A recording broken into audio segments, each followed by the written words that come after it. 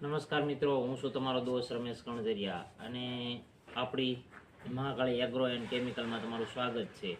આજે ઘણા દિવસથી ઘણાની કોમેન્ટો હતી કે મારા ચણાના પાકમાં પીળાશ પડે છે, ઘઉંના પાકમાં પીળાશ પડે છે અને જીરુના પાકમાં પણ પીળાશ પડે છે અને મૂળ મુકુટ મેકવાની અવસ્થા પણ નથી બેસતી. એકદમ ઝીણા ઝીણા ઘઉં રહેશે અને વૈધ પકડતી નથી અને આગળ તો ફ્લાવરિંગ ચાલુ થઈ ગયું છે પણ ચણામાં વૈધ પકડતી નથી, નવી ફાળ ફૂટ નથી થતી.